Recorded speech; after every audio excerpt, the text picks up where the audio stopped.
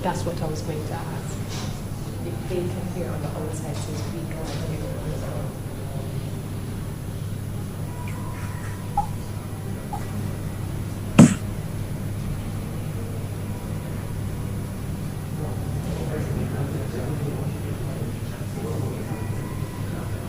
I need a cue. Am I to go with the national anthem or are you playing? I need to know. We're going to continue. Is the audio going out? Will they hear the video of the national anthem? Will they hear it?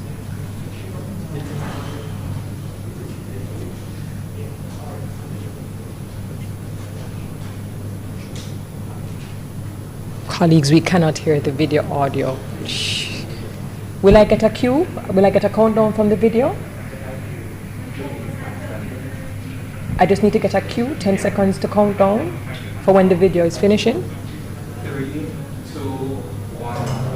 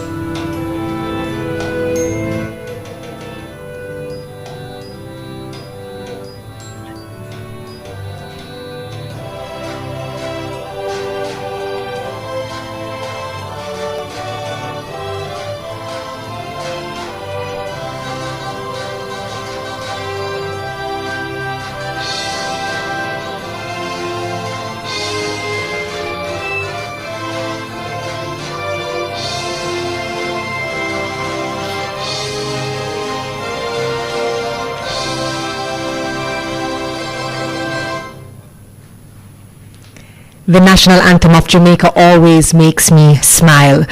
The Honorable Dr. Horace Chang, Deputy Prime Minister of Jamaica and Minister of National Security, Senator the Honorable Kamina Johnson-Smith, Minister of Foreign Affairs and Foreign Trade, Mr. Courtney Rattray, United Nations Under-Secretary General, High Representative for Least Developed Countries, Landlocked Developing Countries and Small Island Developing States, Dr. Gary Conneal, United Nations Resident Coordinator, Ms. Therese Turner-Jones, Country Representative for Jamaica and General Manager, Caribbean Country Group, IDB, other members of the Diplomatic Corps, to Ms. Barbara Scott, Deputy Director General, External Cooperation Management and Project Development, Planning Institute of Jamaica, Mr. John Biles, OD, recently minted OD, Vice President of the Private Sector Organization of Jamaica. Congratulations, sir. Mr. Abraham Simmons, National Coordinator, Governor General's Program for Excellence, public and private sectors, governmental organizations, civil society organizations, academia, attendees, members of the media, and a special welcome and thank you to our sign language interpreters, Denku Wedderburn and Antoinette Tony Aiken. We welcome our deaf community members. Welcome. Good morning, good afternoon, good evening, depending on which part of the world you might be tuning in from. Welcome to the 2021 UN Week Partnership Forum under the theme, Partnerships for Peace, Planet and Prosperity. I'm Dr. Terry Carell Reid, and I am pleased to be your host for day one of this 3-day forum. Now, I bring you warm greetings from my beautiful island of Jamaica, so please don't be shy. Go ahead and let me know where you are viewing from. If you are viewing from Jamaica, please let me know what parish, what district that you are viewing from. And if you are watching this and if you're joining us outside of Jamaica, please go ahead and let us know where you are viewing from. You can drop your emojis, drop your flags, let us know so that we can celebrate with you. Now, speaking of celebration, I could not possibly start off without congratulating the United Nations on 76 years, I believe, and I'm going to say of service. That is certainly no easy feat for any organization to achieve such a milestone. And it is a reflection and a representation of the stewardship, the leadership, the power of collaboration and volunteerism that happens within the United Nations. I'm very pleased that Jamaica has been a member since 1962. Now, for those of you who might not be aware, the official UN Day is October the 24th, and I hope you'll be able to grab your supplement, which will be available on October 24th in the Gleaner. But the very ambitious UN Jamaica team thought it would be really cool to have a week-long celebration and to have activities. Now, as a citizen, I just want to take the opportunity to thank the United Nations and United Nations office in Jamaica for the incredible work that they have been doing, especially with the support to COVID-19 response and recovery. $5 million mobilized, and that is the power of collaboration and partnership, and that is something that we will dive deeper and we will speak about much later on. So, just as a matter of housekeeping before we jump in, thank you for registering if you're watching via VFAIR's platform, highly interactive platform. Always go to the auditorium to enter your sessions. These sessions are highly interactive, so you can go ahead, you can comment in the chat, but if you have your questions, please use the question and answer chat. Now, for those of you who are still, in your social media zone and that's where you want to stay, no problem, but we want to hear from you. So go ahead and submit your questions using the hashtag UNDay, hashtag UN Jamaica, so that we can see your questions and we can ask our panelists and our speakers. We want to remind those of you who are on the VFAIR's platform that we will launch a poll at the end of the sessions because we value your feedback and we're always looking to serve you better. So thank you so very much for watching across YouTube, Facebook, VFAIRS, PB, CJ. It is a pleasure to have you. We cannot wait to hear from our amazing panelists as well as speakers as we speak more about these partnerships for peace, planet, and prosperity. Now, the best person, we could not have asked for a better person to really open us up with the opening remarks and the welcome than Dr. Gary Conneal, Resident Coordinator, United Nations, Jamaica. Please make him welcome.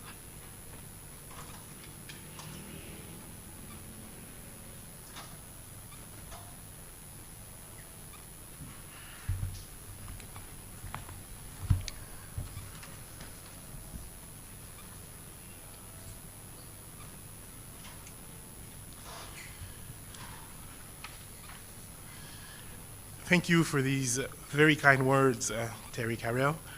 I'm happy to have the honor to deliver the opening remarks for the UN Jamaica's 2021 Virtual Partnership Forum. Good morning, everyone. I am happy to have you all here. I am especially honored to welcome the Honorable Dr. Horace Chang, Deputy Prime Minister and Minister for Security, who will be here with us today. I'm also extremely honored to welcome the Honorable Kamina Johnson-Smith, Minister of Foreign Affairs and Foreign Trade. Let me also recognize Mrs. Barbara Scott, Deputy Director General for External Cooperation Management and Project Development with PIOJ. We will also, and I'm very grateful to Lisa Kerbiel, Head of the Secretariat UN Joint SDG Fund, who will be making a presentation from this distance, and also Mr. Courtney Rattray, Undersecretary General, United Nations, High Representative for Least Developed Countries, Landlocked Development Countries, and Small Island Development States. And of course, let me welcome all of you, all our distinguished speakers who will be joining us here today in Jamaica, and of course, from around the world. Greetings from the United Nations country team. On the occasion of the 76th anniversary of the United Nations, we have come together to celebrate the important role that partnerships play in guaranteeing positive growth and holistic development around the world, and in particular in Jamaica. Indeed, the UN Charter of 1945 solidified the pact that we are, in fact, partners in global development. Despite the shocks and the global challenges, the resolve of the United Nations remains very strong to maintain international peace and security, to foster friendly relations among nations based on respect and the rule of law, to facilitate and achieve international cooperation in solving development challenges, to promote and encourage respect for human rights and fundamental freedoms, and to be the harmonizing force in the attainment of these common ends. At the center of our efforts is a quest for sustainable development that includes all people, everywhere and leaves no one behind. The reminder of our common purpose could not be more urgent. COVID-19 has been the greatest challenge of our generation, putting the national and global goals at risk. We have seen a regression among several key indicators globally. Children have missed out on schooling. Reports on family violence have increased. Poverty, previously on the decline, appears to be on the rise. And labor participation rates have fallen, especially among women. Now, this is not exciting new news. Still, today's outlook is a call for greater ambition and a stronger resolve to redouble our efforts within this decade of action and to accelerate progress towards Vision 2030 and the Sustainable Development Goals. We all need to step things up to be able to achieve the 2030 Agenda, the Sustainable Development Goals, and of course Vision 2030 Jamaica.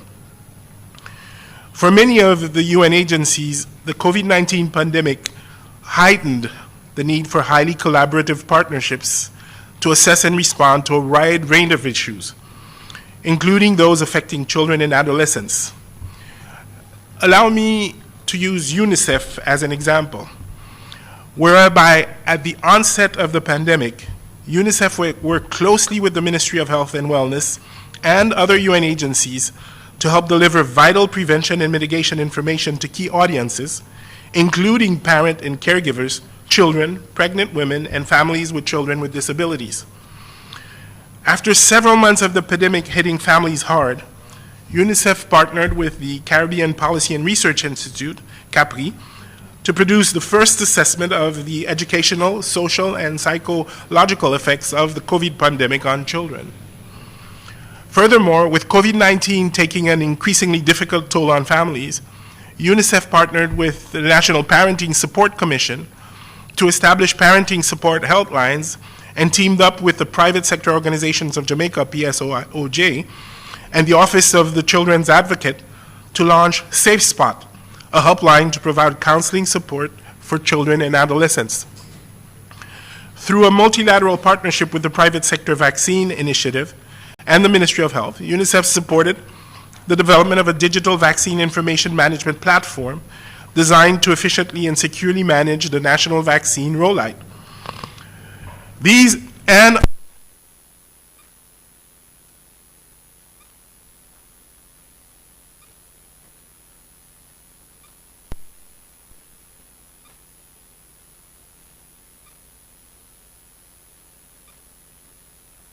all the agencies, funds, and programs working closely with government, civil society, and the private sector in Jamaica.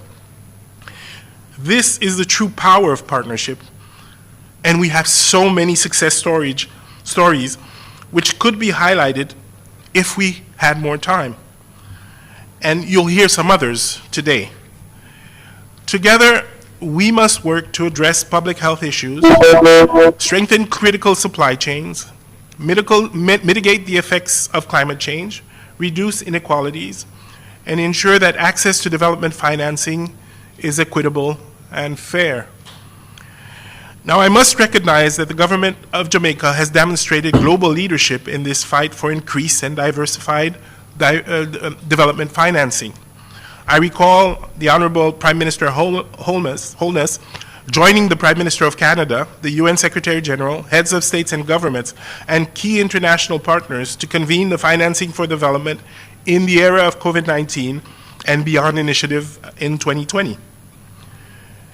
Now, Jamaica will require adequate fiscal space and funding to achieve the SDGs and be able to recover from the health, social, and economic implications of the pandemic. So I call on all stakeholders, especially the private sector, to expand their support of the development financing agenda through financial, technical, and other resources, as well as through technological advancements, innovation, and knowledge sharing. The UN country team in Jamaica has embarked on a number of joint programs around development financing in recent times, thanks to the support of the joint SDG Fund. These include strengthening the public finance management capacity of the Ministry of Finance, the Ministries of Education, Youth and Information, and Health and Wellness, as well as modernizing the social protection system in Jamaica, which includes piloting more efficient, effective, and safe payment processes within Jamaica's social protection system, and undertaking gender gap analyses of the policy and legislative social protection frameworks to ensure responsiveness of the system to the needs of men and women, thereby narrowing existing inequalities. At the end of next week, we will also be submitting another proposal for funding to the joint SDG Fund to establish Jamaica's first innovative impact investment fund, which seeks to raise $36 million over 5 years to support high-impact SMEs and startups. This work is being supported by UNDP, UNICEF, UNCDF, Draper Ventures, Delta Capital Partners, and other local entities. It is only through solid partnerships that we can meet the SDGs, and therefore we need your help. So today I am delighted that this forum brings together government, private sector, and third sectors, academia, other international development partners, civil society, and young people, all the important stakeholders whom we are very happy to engage and exchange ideas with over the next 3 days. Ladies and gentlemen, the relationship with partners should never be seen as a one-way street.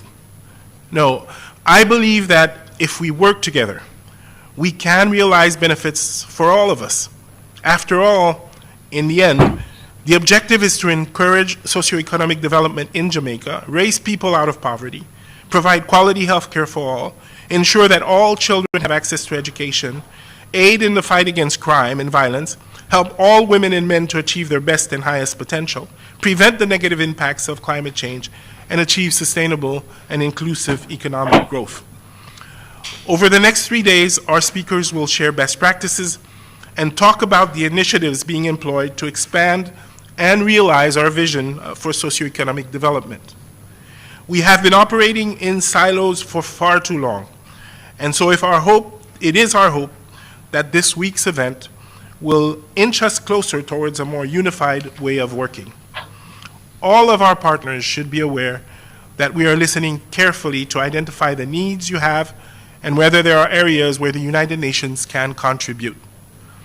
I also want to emphasize that this should not and will not be a one-off conversation. We aim to continue careful engagement with all stakeholders. In about a month, as part of a longer-term strategy, the UN country team here in Jamaica will be undertaking a partnership landscape assessment aligned with national priorities and our new multi-country sustainable development cooperation framework to identify existing mechanisms for engaging stakeholders and sectors towards the SDGs, as well as thematic areas and issues where there is strong potential for new partnerships across sectors in Jamaica and with regional and global institutions and potential donors.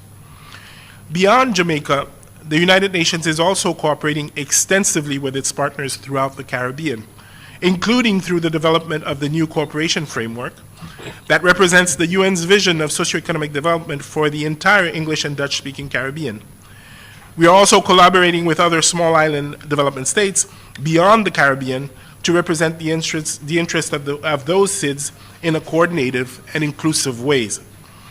In New York and other decision-making centers around the world, Jamaica has joined the United Nations to make the arguments that SIDS, like Jamaica, are deserving not of special treatment, but equitable and diverse consideration for access to funding, always taking into account the unique risk associated with climate change and the cost associated with necessary adoption strategies. Risk, I dare say, created by developed countries, but for which economies like Jamaica bear the brunt. This morning, we will hear from different speakers about how partnerships are and can contribute to achieving the 2030 agenda in Jamaica. I invite you back this afternoon as we hear about what private and third sectors can and should do to achieve the Sustainable Development Goals. I am particularly looking forward to hearing the discussions about how human rights and gender equality are not just nice-to-haves, but a cornerstone of successful business. Tomorrow, we will hear from civil society about some of their best practices regarding sustainable partnerships with different UN agencies. These agencies will also have the opportunity to share their own experience.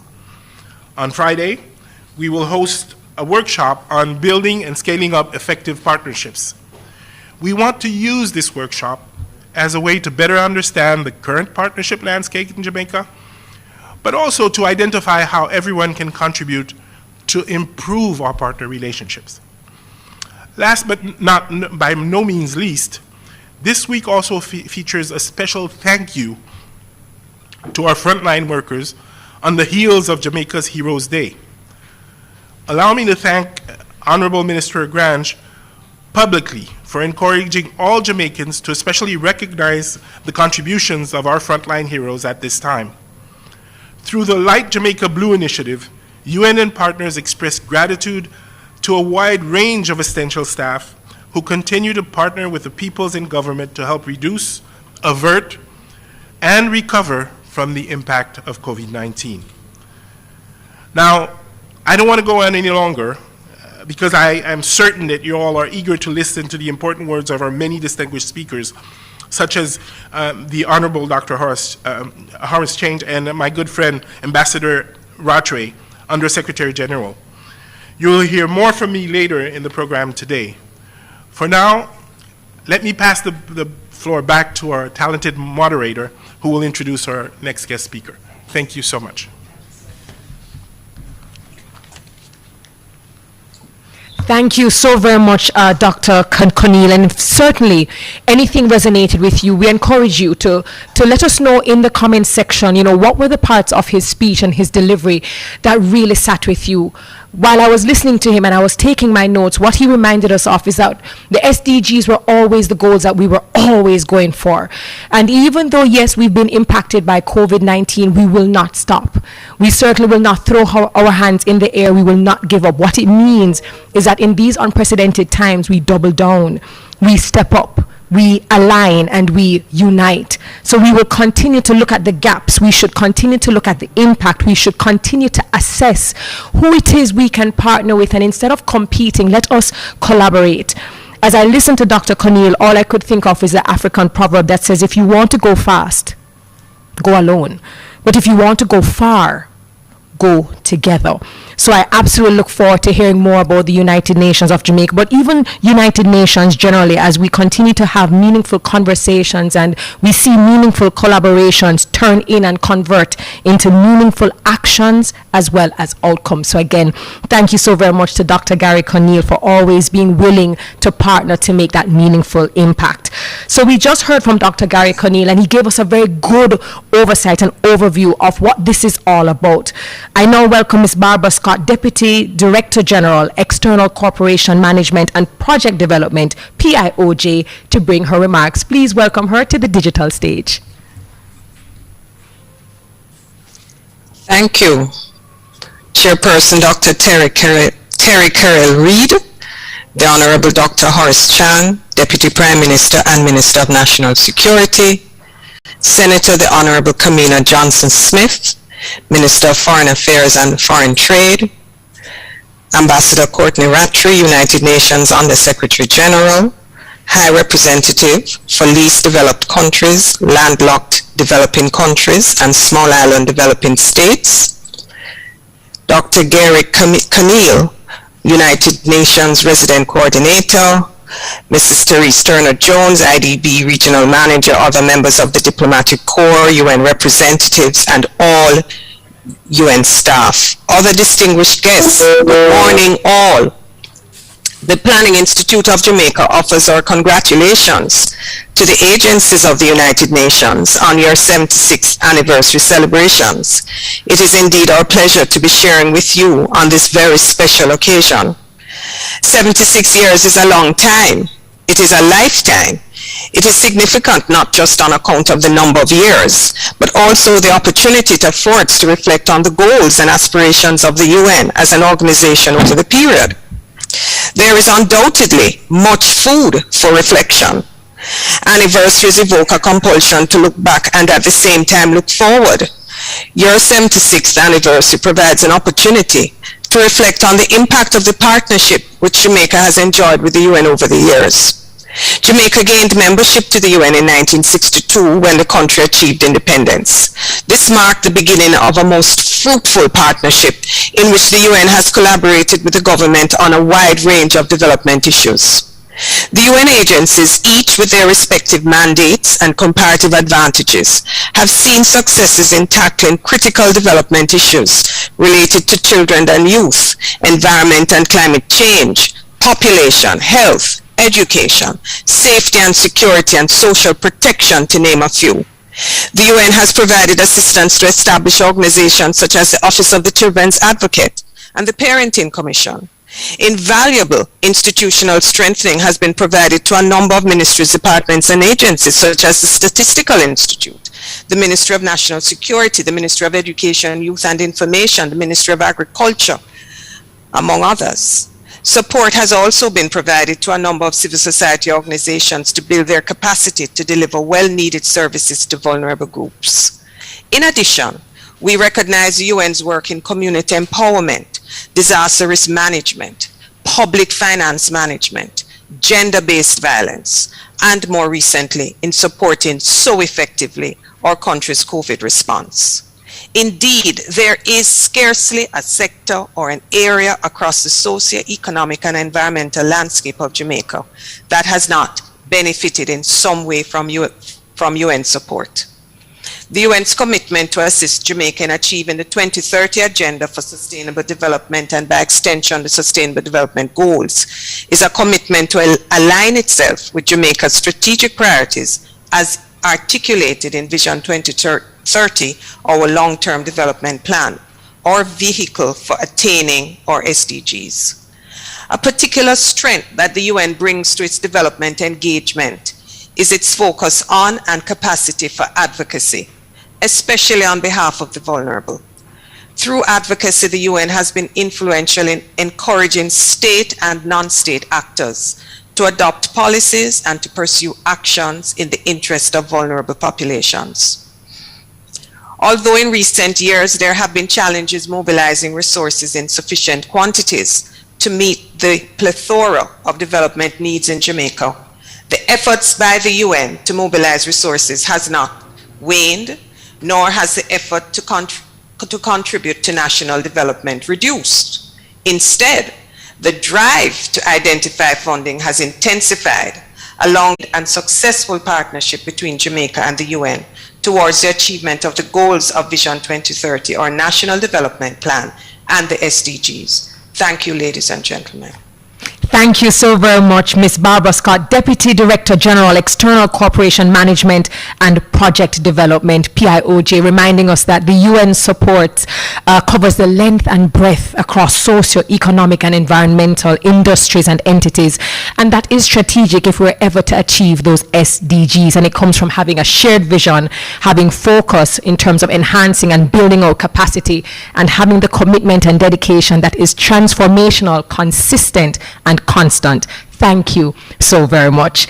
Now, Lisa Kerbiel, Head of Secretariat, UN Joint SDG Fund, promotes partnerships with governments, UN entities, civil societies, academia, private sector, and family offices to design and implement integrated policy approaches and innovative financing vehicles to accelerate progress towards the SDGs. We welcome her in this video presentation.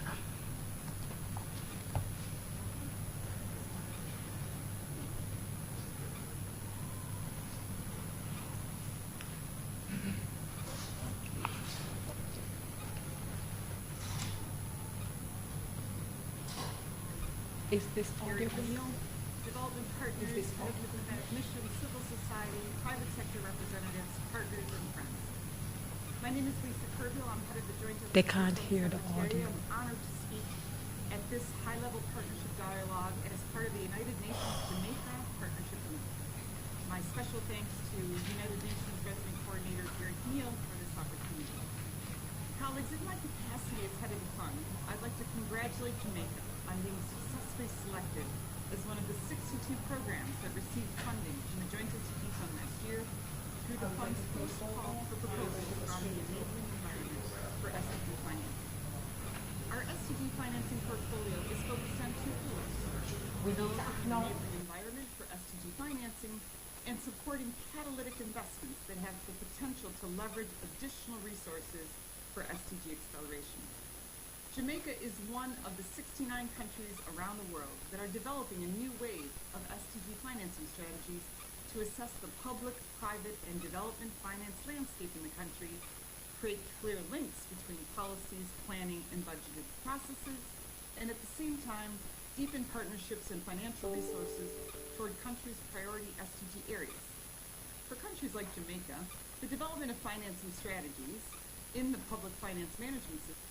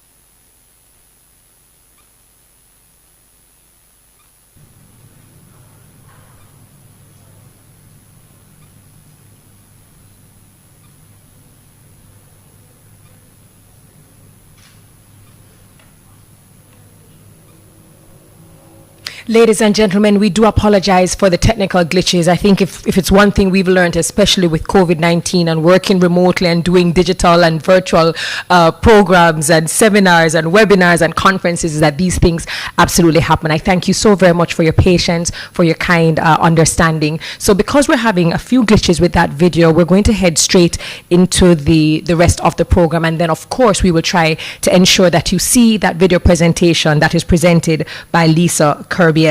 So up next on our agenda, this lady I absolutely do not envy. She has been busy, but not just busy, productive. Senator, the Honorable Kamina Johnson-Smith, Minister of Foreign Affairs and Foreign Trade, has joined us and is here to bring her official greetings. Please make her welcome. Madam Moderator, the inimitable Dr. Terry Carrell-Reid, the Honorable Dr. Horace Chang, Deputy Prime Minister and Minister of National Security, Dr. Gary Conille, Resident Coordinator, UN Jamaica, Ambassador Courtney Rattray, UN Under Secretary General, members of the Diplomatic Corps, members of the Consular Corps, development partners, all ladies and gentlemen joining us online across the globe and right here in Kingston. Good morning, good afternoon, and good evening to you all. It is a great pleasure to bring greetings on behalf of the Government of Jamaica to the 2021 UN Partnership Forum. This forum provides an opportunity for us to recognize and applaud the work of the United Nations, which continues to positively impact the lives of Jamaicans and which remains a beacon for all humanity. Over the last 76 years, the UN has successfully mobilized our community of nations for the common good, in furtherance of its principles, all of which are enduring guideposts for the conduct of international affairs among its member states and even newer actors on the international stage. As a broker of the Partnership for Peace, Planet and Prosperity, the UN continues to play a critical role in harmonizing the international community's efforts to tackle our contemporary and old challenges. These include cooperation on safeguarding our planet from the existential threat of climate change, promoting gender equality, reducing poverty and inequality, and promoting inclusive partnerships for sustainable development. These objectives are not only noble aspirations, they are real issues that touch the lives of ordinary people all over the world every day.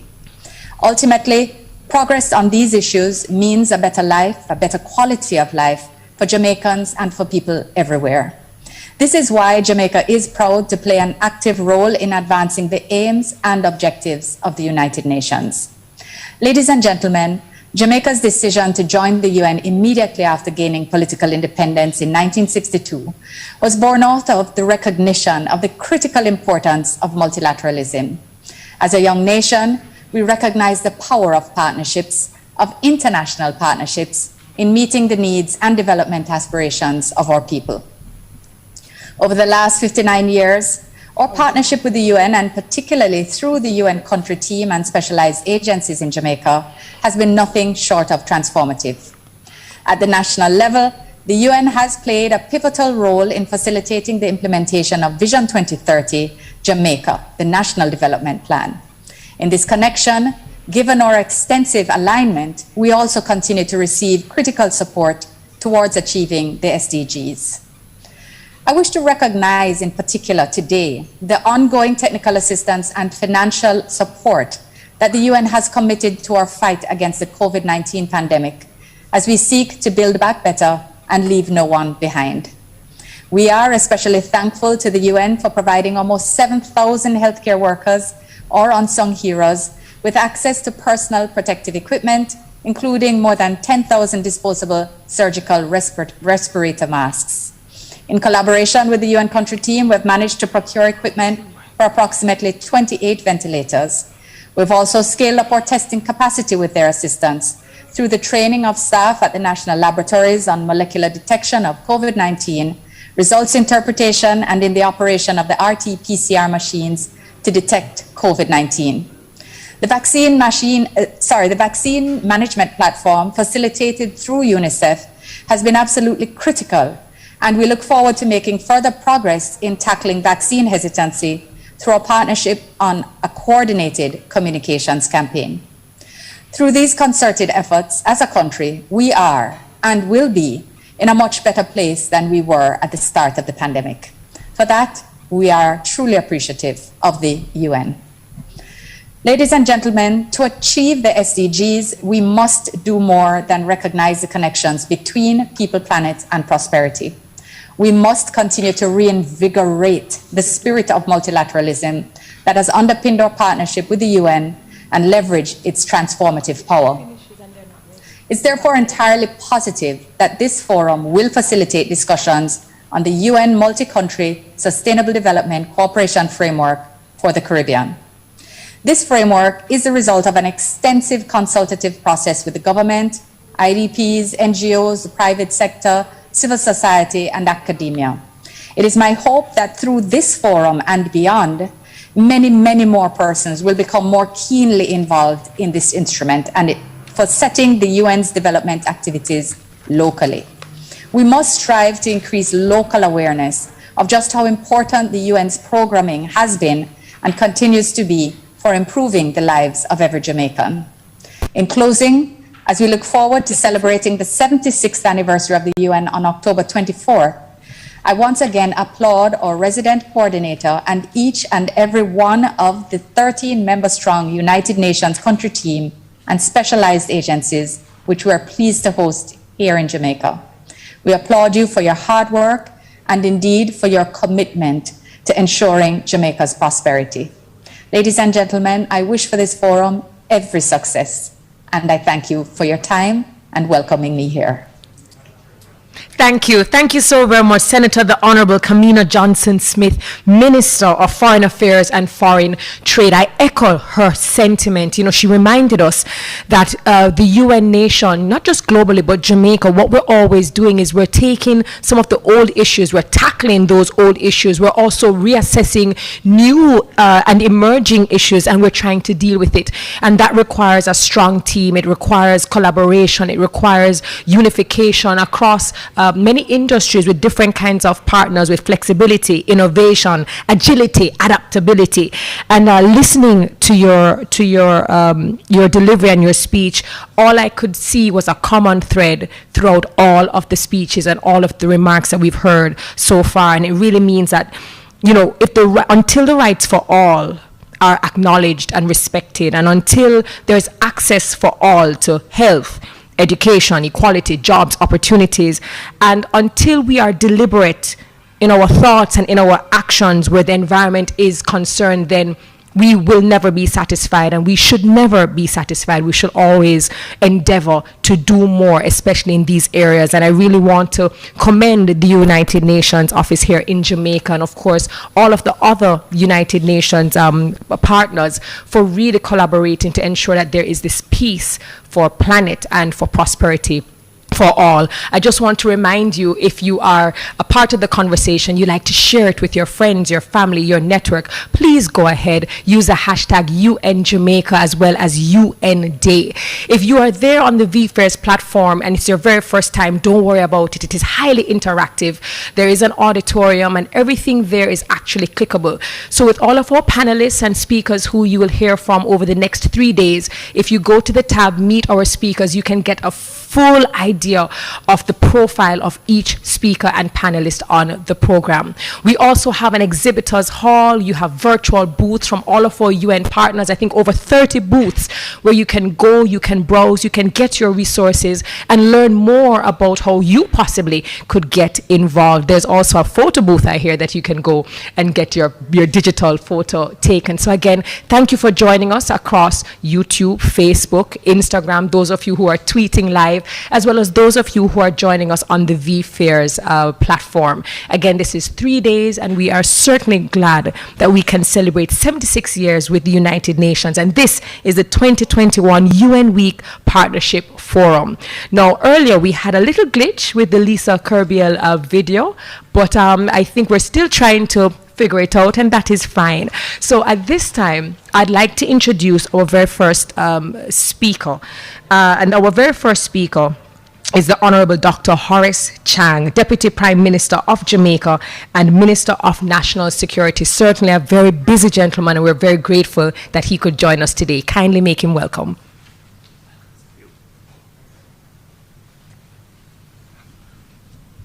Morning.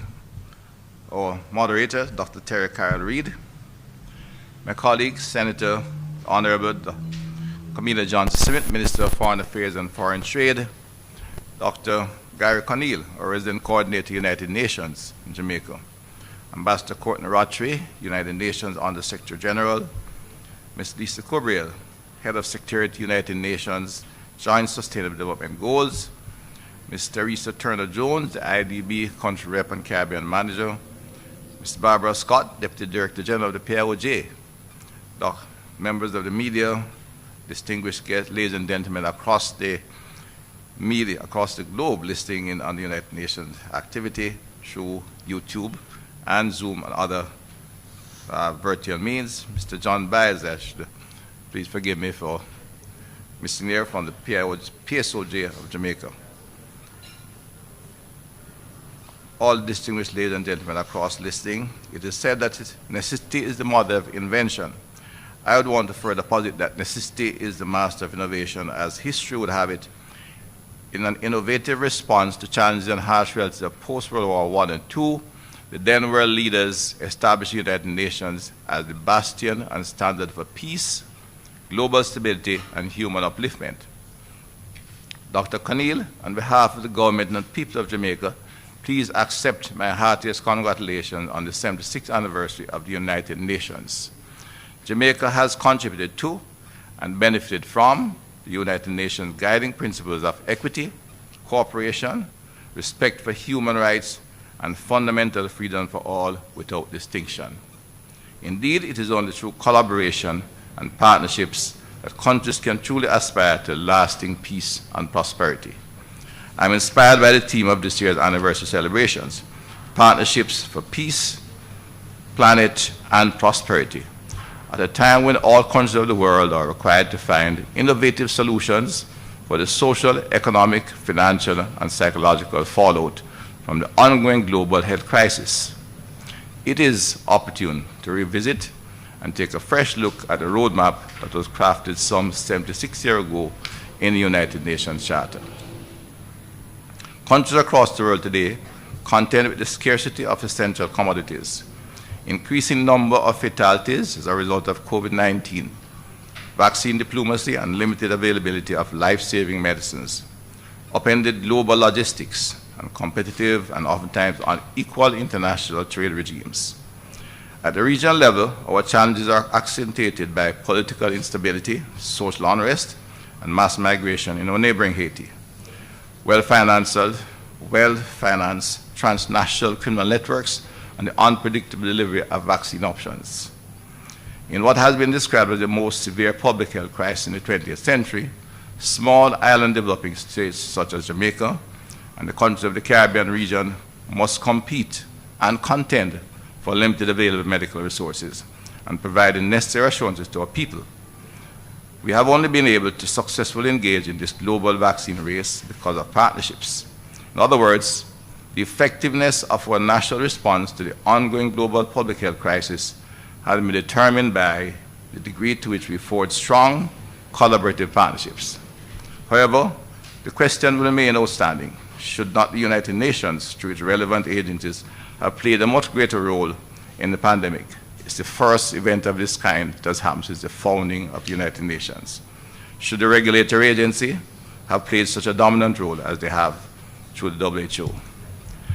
As I consider Jamaica's broader development plans, our policy priorities, and the government's mission to recover stronger post-COVID-19, I am mindful of the fact that the United Nations and its agencies here in Jamaica have been consistent and reliable partners. And I wish to emphasize, I wish to acknowledge all the agencies of the United Nations that are resident here in Jamaica, and to thank you for always finding ways to support the vision of Jamaica as a place to live, raise families, do business, and retire after having achieved the Sustainable Development Goals. Ladies and gentlemen, on September 18, 1962, Jamaica became a member of the United Nations over these 59 years. Jamaica has played an active role in the United Nations system, having championed the cause of the International Year of Human Rights and advocating for a renewed public commitment in member states' efforts to give effective universal declaration of human rights. Jamaica was determined and continues to reaffirm faith in the fundamental human rights, in the dignity and worth of the human person, in the equal rights of men and women and of nations large and small. Sir Alexander Bustamante, who spearheaded Jamaica's entry in the United Nations, understood the importance of a multilateral system in which all member states, irrespective of size or gross domestic product, are regarded equally. Today, our government is committed to reinvigorated United Nations and a multilateral system that facilitates partnership through which small states like Jamaica are able to navigate the global scarcities and have equal access to life-saving vaccines. As we move closer to the 2030 target for achieving the Sustainable Development Goals, that need for strong, collaborative, and strategic partnerships becomes even more evident. Given the impact of COVID-19, our ability to achieve SDG goals for quality education, Goal 8, decent work and economic growth, Goal 11, sustainable cities and communities, for example, we will necessarily require greater emphasis on strengthening the means of implementation and revitalizing the global partnerships for sustainable development. Partnerships are crucial to Jamaican efforts to achieve the Sustainable Development Goals. The last 18 months have reminded us of the power of multilateralism and its value in engendering partnerships. As I close, I wish to underscore the fact that the United Nations remains the epicenter of equity, partnership, and global collaboration. As we recognize and commemorate the 76th anniversary of the United Nations, let us review afresh the determinants as set out in the United Nations Charter. Jamaica, like all other nations of the world, is having to innovate in order to pivot in the ongoing global health crisis. The government of Jamaica is committed to pursuing and promoting partnerships in order to meet the needs of our people and fulfill our national development plans. We will continue to participate and actively advocate for partnerships within the United Nations system and other multilateral fora as we work towards establishing Partnerships for Peace, Planet and Prosperity. Thank you. Okay. Thank you so very much. As I was listening to him, and I was also watching Antoinette Tony Aiken, who is our sign language interpreter, and I'm hearing us repeat the words of, just having equality and access for all. You have to think about our persons who are living in Jamaica, around the world inclusive, who are living with disabilities and special needs. And even though COVID has been extremely rough for a lot of us, it has impacted us so negatively. Can you imagine those communities, the ones living with disabilities? They often don't get job opportunities. They often do not make it all the way up to tertiary education or even secondary education. So can you imagine if we were actually able to achieve our SDGs, where someone living with disabilities, our weakest member of our society, could contribute in a great way simply because that society acknowledges that human right, acknowledges that fundamental right that they have access to everything. Can it be achievable? I absolutely believe it can. Can it be done alone? It cannot. And that is why Dr. Horace Chang, the Honorable Dr. Horace Chang, was speaking about strong, collaborative, strategic partnerships are necessary. And I believe that it can be done. Thank you so very much to our speakers. Now, earlier on, we had some technical glitches with Lisa Kerbiel, the video presentation, and I believe we're all set and ready to go. Before we get into our panel discussion, we certainly want to ensure that you get to benefit from these videos. Have a watch.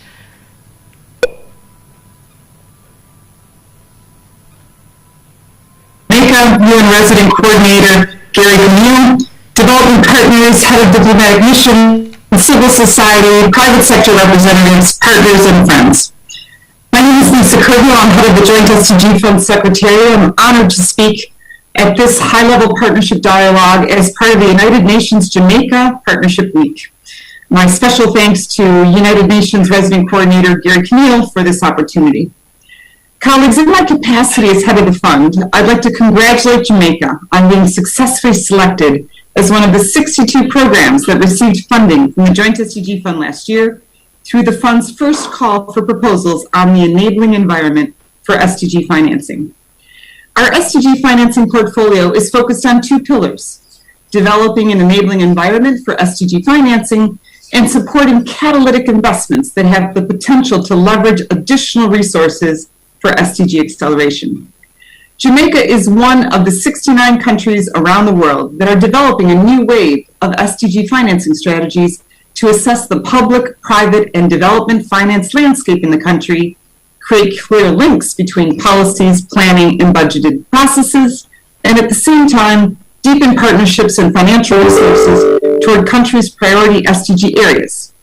For countries like Jamaica, the development of financing strategies in the public finance management system ensure efficient, effective, and equitable resource allocation towards the SDGs.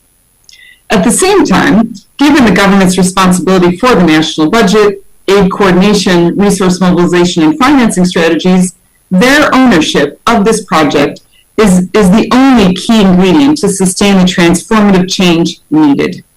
I'm very pleased to highlight the close collaboration among the United Nations and the Ministry of Finance and Public Service, Ministry of Education, Youth and Information, and the Ministry of Health and Wellness. Meanwhile, under the second pillar of the Joint SDG Fund, the catalytic investment pillar, Jamaica's ambition is to structure and build an impact fund and an impact venture. The Evergreen Fund seeks to be initially capitalized at US $30 million, with $6 million of which potentially could be first loss tranche. The problem to be solved is building innovative entrepreneurship in small and nascent but open market. High-impact small and medium enterprises and startups are being staged as a pipeline, and a combination of local and international fund managers are being lined up, including Delta Capital and Draper Ventures. This innovative instrument may be the first of its kind in Jamaica, and we hope contribute to wider market creation. And the idea and design have been supported by the UN Development Program, UNICEF, and the UN Capital Development Fund. We look forward to receiving the final proposal at the end of this month, and we would like to see you being successful in this endeavor. Before I conclude, I'd like to emphasize one last critical element, which has been identified as a common factor in all the projects funded by the Joint SDG Fund: their ability to leverage multi-million-dollar grants from our fund into the billions of sustainable development with the support of a wide range of partners. It is our hope that many other programs with innovative solutions to development challenges can be funded across enough countries and contexts to fully bridge the gap in SDG financing and ensure a sustainable and equitable future. Thank you so much for this opportunity, and goodbye. Thank you so very much, Lisa Kerbiel, taking us through speaking about Jamaica's role and involvement, and certainly our ambition to have this structured development financing that is going to help to push us to where we absolutely need to go. Thank you so very much, Lisa Kerbiel. And I'd just like to thank you so very much for your patience. I do understand that we're having technical glitches, and I do crave your indulgence, certainly. We do not want to pass over anyone. We do not want to pass over any particular video that was presented and pre-recorded for your benefit, and therefore we would just like to again thank you for your patience and your kind attention. We're going to throw, and I hope that the video is ready. I believe I'm getting that it is. Mr. Courtney Rattray, United Nations Under-Secretary General, High Representative for Least Developed Countries, Landlocked Developing Countries, and Small Island Developing States. He was supposed to have made his delivery before the minister, the Honorable Dr. Horace Chang, but we just wanted to ensure that the video was absolutely okay. So at this time, we do welcome Mr. Courtney Rattray's presentation.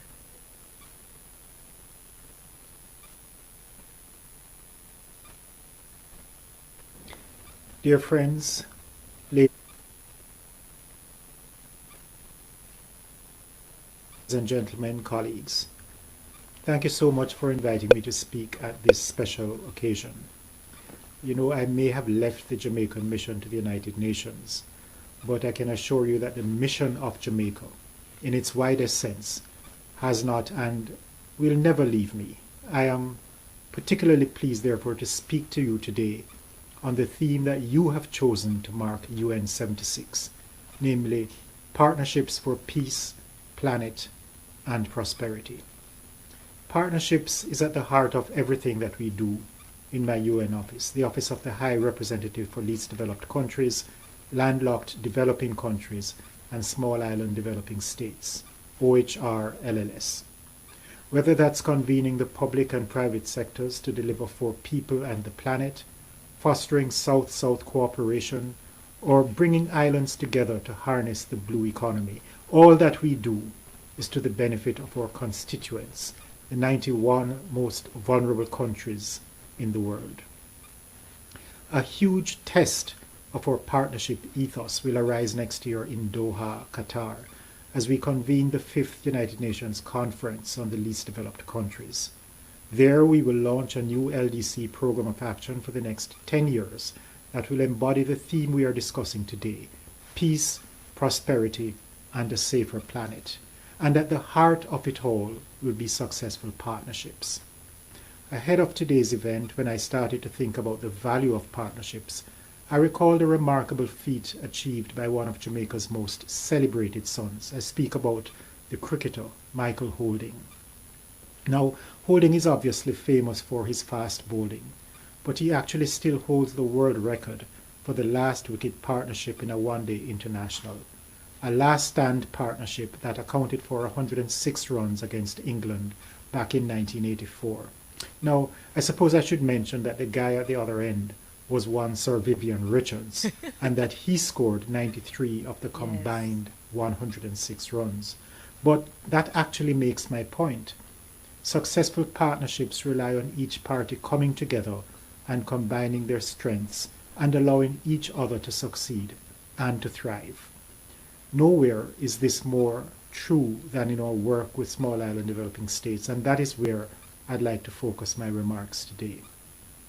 It is, after all, where my past and present jobs most obviously collide, a partnership of its own kind, forged between the national and international levels, which I hope can lead to a better future. My office is absolutely committed to our roles as the Secretariat for the SIDS Partnership Framework and the SIDS Global Business Network. These are crucial forums for developing partnerships and forging joint working relationships with the private sector. And I'm always pleased to see Jamaica represented at the forefront of such initiatives. This is, in fact, vital work. Ocean business partnerships are an important part of the sustainable development path for small island developing states. We need to come together so we can tackle the adverse impacts of things like overfishing, pollution, and climate change. And these were all challenges enough even before we started to feel the effects of the COVID-19 pandemic. As you know, SIDS are now experiencing drastic falls in revenues from sectors like tourism and fisheries, which are having huge impacts on people's livelihoods across the islands.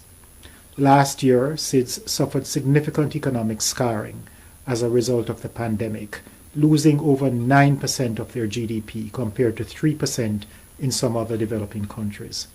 But we cannot lose hope.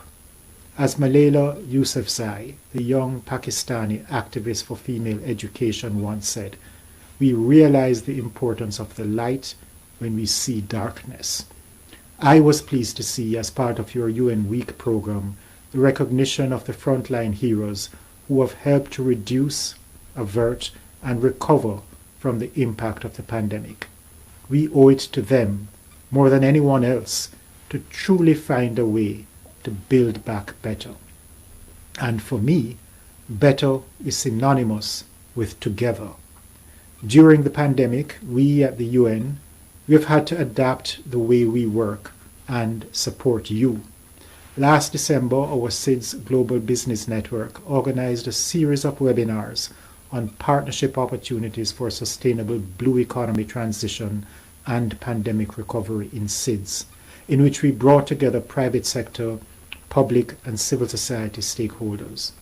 This was a concrete expression of the objective of the SIDS Accelerated Modalities of Action, or the Samoa Pathway for Effective Development, which puts fostering partnerships at its heart.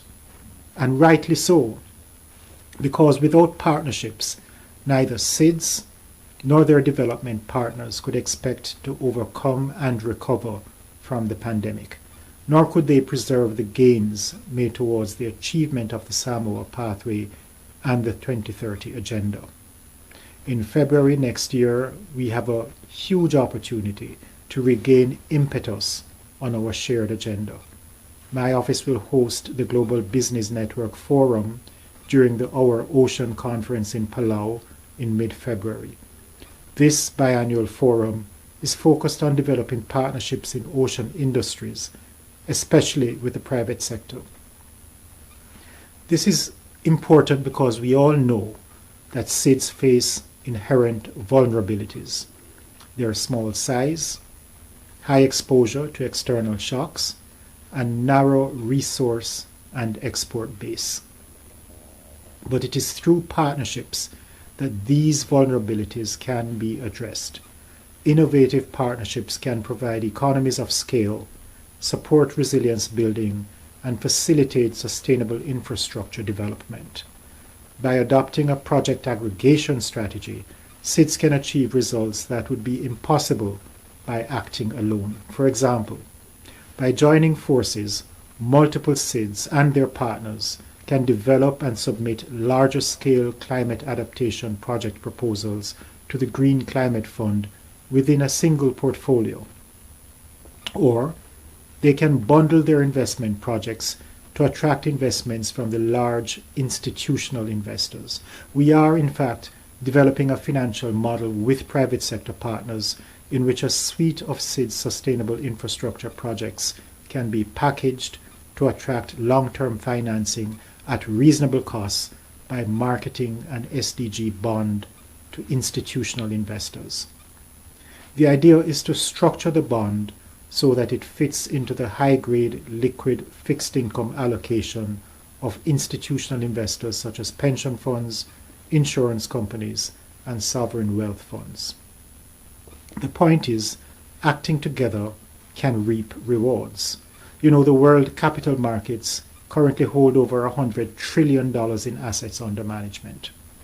Acting alone, islands will not have the ability to access a fair share of the financial assets intermediated by the capital markets. In fact, by going it alone, SIDS won't stand much of a chance of accessing this pool of capital, even if they are able to provide investors a return that is commensurate with the perceived risk premium that is required by institutional investors. But by developing partnerships between SIDS from across the globe, working with development partners in designing de-risking tools, we will facilitate access to these funds for the sustainable development of island communities. Another of our priorities is the coordination of work within the UN on the potential development of a multidimensional vulnerability index, an MVI. As I had occasion to note recently, this is an idea whose time has not only arrived, but is long overdue. Small island developing states have been calling attention to the need for action on their vulnerabilities ever since 1992, when US President Bill Clinton was first elected. This is a central priority of the Alliance of Small Island Developing States, AOSIS, in this current session of the UN General Assembly. The MVI has the potential to extend the eligibility of concessional finance to middle-income SIDS. Because of their relatively high per capita income, they are deemed ineligible to receive these concessional funds. However, we know that unidimensional and simplistic criteria that places primary emphasis on income per capita does not serve as an effective measure of a country's stage of development. This is because they fail to capture the vulnerabilities faced by SIDS, vulnerabilities that can see a country's entire economy wiped out as a result of a single natural disaster or external economic shock. So SIDS are proposing that a new approach to concessional finance be adopted. They are also making a case for the establishment of a sovereign debt restructuring mechanism and a global credit ratings agency. Together, these could provide long-term debt relief for highly indebted countries. Against this backdrop, and as we look forward to COP26, we are hopeful that what will emerge is a renewed global partnership based on increased solidarity. I will be traveling to Glasgow to make a simple, direct plea. Climate change and debt vulnerability are central impediments to SIDS development, and both must and indeed can be addressed, and addressed together. We are also working with ECLAC, the Economic Commission for Latin America and the Caribbean, and other partners to launch an initiative to develop climate adaptation debt swaps. These innovative financing instruments that we are piloting are designed to purchase SIDS sovereign debt on secondary markets at a discount via an international development institution that will become the new creditor. This institution will then allow the country to service its debt by channeling payments to an adaptation fund that the country would then be able to access in order to address its climate adaptation and resilience needs. Such an instrument would operate in a similar way to blue bonds and could certainly support climate adaptation and resilience building projects in islands like Jamaica. So friends, let us consider what underpins all of this. An organization where I now work that was founded on the very idea that global partnerships are what truly matter in achieving a safer, fairer, more prosperous world. So I could not be more proud than at the 76th anniversary of the United Nations, our guiding principles are enshrined in a recent report by the UN Secretary General, which is called Our Common Agenda. One of the key commitments contained within our common agenda is to boost partnerships. It calls for stronger engagement between the UN system, international financial institutions, and regional development banks. More systematic engagement with parliaments, subnational authorities, and the private sector. civil society focal points in all UN entities, annual meetings between the UN and all heads of regional organizations, and the UN Office of Partnerships to consolidate access and inclusion, including accessibility online. This approach recognizes that without successful, thriving partnerships at its core, the United Nations cannot fulfill its mandate on behalf of we, the people. So I want to close by sharing with you some words by Una Marson, the trailblazing Jamaican poet. She wrote a poem called The Test, which I think speaks to the challenges still facing us today, challenges which find answers in our common agenda, and challenges which find expression in partnership. She wrote, "The test of true culture is the ability to move among men, east or west, north or south, with ease and confidence, radiating the pure light of a kindly humanity." Well, I won't spoil her poetry with any more of my prose. I will only close by saying thank you, a big thank you once again, for inviting me to speak at this auspicious occasion, and to wish you the best in celebrating United Nations Day and UN Week. I thank you. What a fitting way, what a beautiful